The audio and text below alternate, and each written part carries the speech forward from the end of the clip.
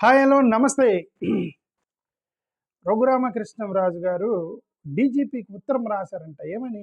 SC, ST prevention యాక్టులు కేసులు పెడుతున్నారు, అన్యాయంగా కేసులు పెడుతున్నారు. వాళ్ళని మీరు మతం మారారేమో చూడండి కేసులు పెట్టినప్పుడు అని చెప్పేసి ఆయన ఉత్తరం రాసిండంట. ఏమండి ఆయన రోజు గురి సైకలాజికల్గా దెబ్బతిన్నాడేమో రఘురామకృష్ణరాజు గారు నాకు అనిపించదు ఒక్కోసారి.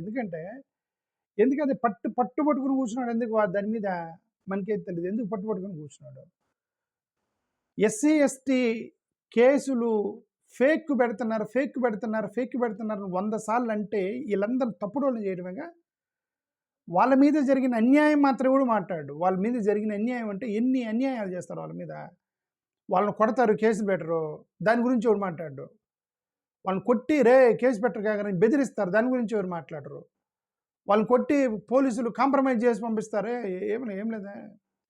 ఎందుకంటే నువ్వు వాళ్ళు తట్టుకోలేవు, నీ దగ్గర డబ్బులు లేవు, తట్టుకోలేవు, వాళ్ళు పెద్దోళ్ళు అని బెదిరిస్తారు, దాని గురించి ఎవరు మాట్లాడు. ఎస్సీ ఎస్టీ కేసు పెట్టి వాడు ధైర్యంగా పెట్టినా సరే లాయర్లని, మంచి అడ్వకేట్లను పెట్టుకొని కేసు మాఫీ చేయించుకుంటారు, దాని గురించి ఎవరు మాట్లాడరు. కోర్టుల చుట్టూ తిప్పలేక వాయిదాలు వేసి బయటపడతారు, దాని గురించి ఎవరు మాట్లాడరు. ఎస్సీ ఎస్టీ కేసు పెట్టారట రఘురామకృష్ణరాజు గారి మీద. ఆయనకి బాధేసి వీళ్ళని తప్పుడు వాళ్ళని చేస్తున్నాడు. వీళ్ళ మీద జరిగేటువంటి అట్రాసిటీ గురించి ఏ రోజన్నా మాట్లాడండి రఘురామకృష్ణరాజు గారు. సో ఎప్పుడైనా సరే నేను హిందువుల కోసం కొట్లాడుతున్నాను అంటాడు మొన్న. ఏమన్నా నేను హిందువుల కోసం కొట్లాడుతున్నాను. హిందువుల కోసం కొట్లాడాలి ఏంది? మా హిందూ దళితుల కోసం కొట్లాడుతున్నాను. క్రిస్టియన్స్ అన్యాయం చేస్తున్నారు. ఎవరికంట? హిందూ దళితులు.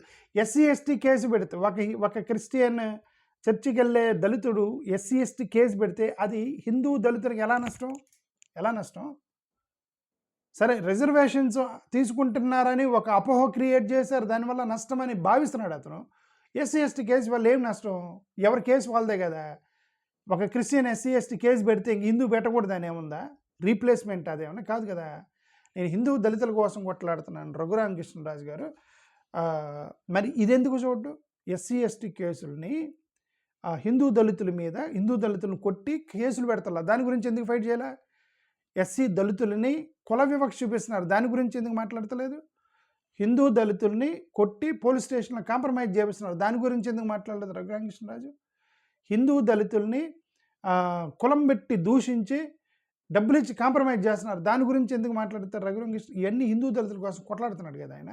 వీళ్ళందరూ హిందూ దళితుల యొక్క రిజర్వేషన్స్ డైల్యూట్ చేస్తున్నారు, దాని గురించి ఎందుకు మాట్లాడతలే? హిందూ దళితుల యొక్క రిజర్వేషన్స్ మొత్తం ఎత్తిపడేసి ప్రైవేటైజేషన్ చేస్తున్నాడు, దాని గురించి ఎందుకు? హిందూ దళితుల మీద ప్రేమ ఉంది కదా రఘురామకృష్ణరాజు గారికి, దాని గురించి ఎందుకు మాట్లాడతలేదు? హిందూ దళితులు మొన్న రీసెంట్గా కోర్టు చెప్పింది ఐఏఎస్ ఆఫీసర్లకి ఉద్యోగాలు ఉండకూడదని, హిందూ దళితులకి గురించి చెప్పింది. మా హిందూ దళితుల తరపున నేను కొట్లాడుతున్నాను, కోర్టు తప్పని ఎందుకు అనలేదు? హిందూ దళితుల తరపున మాట్లాడుతున్నాడు కదా.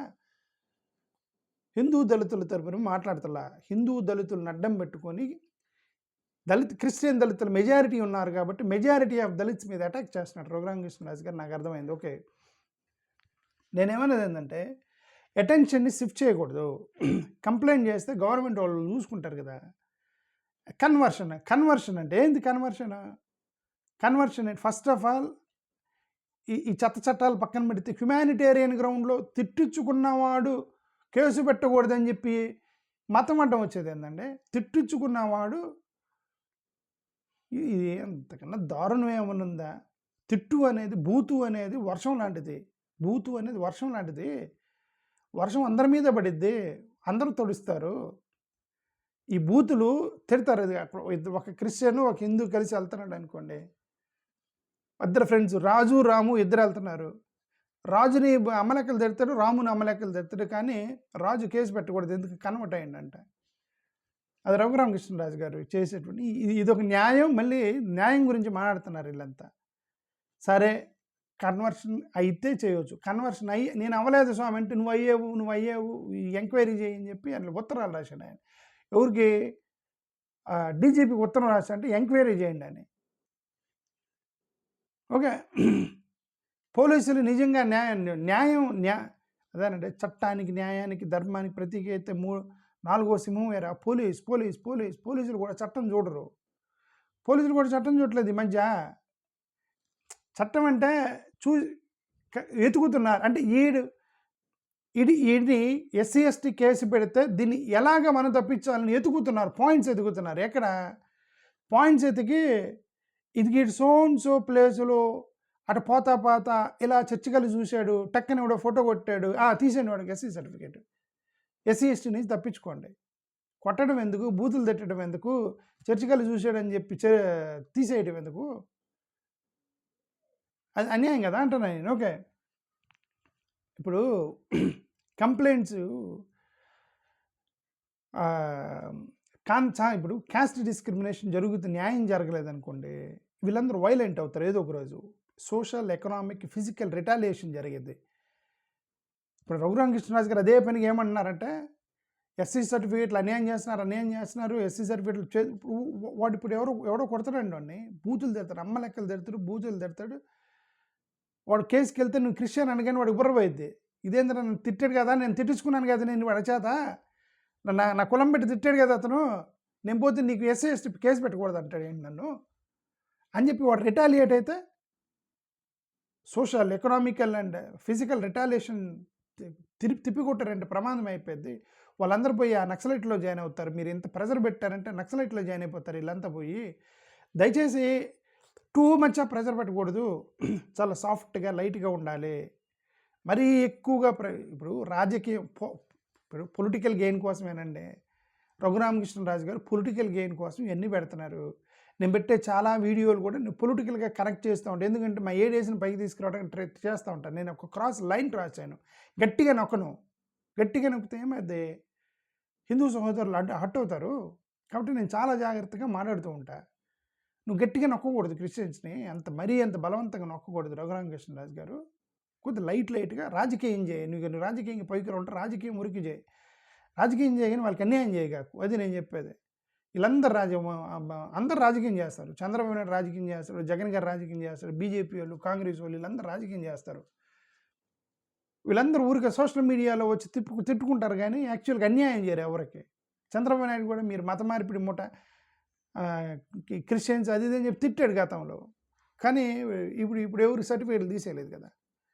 ఓకే, జగన్ గారు టెక్నికల్గా ఆయన దళిత క్రిస్టియన్స్కి సహాయం చేస్తాడని పేరు ఉంది జగన్కి, అలాగని హిందువులకు అన్యాయం చేస్తాడు ఏంటి ఆయన ఉన్నా.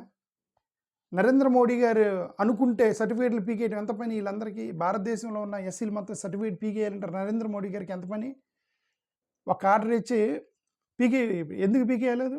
అక్కడ అతను మహారాష్ట్రలో దేవేంద్ర ఫడ్నవీస్ అన్నాడు, మీ ఎస్సీలు మొత్తం సర్టిఫికేట్లు తీసేస్తున్నాడు ముఖ్యమంత్రి కాగానే అన్నాడు. తీసేసాడా? అన్నాడు కానీ ఒక్కడితోనే తీసేసాడా? వీళ్ళందరూ రాజకీయం చేస్తున్నారు కానీ అన్యాయం చేయరు. నాకు తెలుసు. ఓకే, బీజేపీ వాళ్ళు అయినా ఎవరైనా అన్యాయం చేయరు, రాజకీయం చేస్తున్నారు. కానీ రఘురామకృష్ణరాజు గారు పక్కాగా పెట్టుకుని ఉత్తరాలు రాస్తున్నాడు, తీసేయండి సర్టిఫికేట్ బీకేయండి అన్నీ చేస్తున్నారు. రఘురామకృష్ణరాజు గారు ఒకసారి ఆలోచించండి. మీ బీజేపీ వాళ్ళు కూడా ఇంత అన్యాయం చేయరు, మీరు చేయడానికి ప్రయత్నం చేయకండి. అది నేను చెప్పదలుచుకుంది. ఓకే,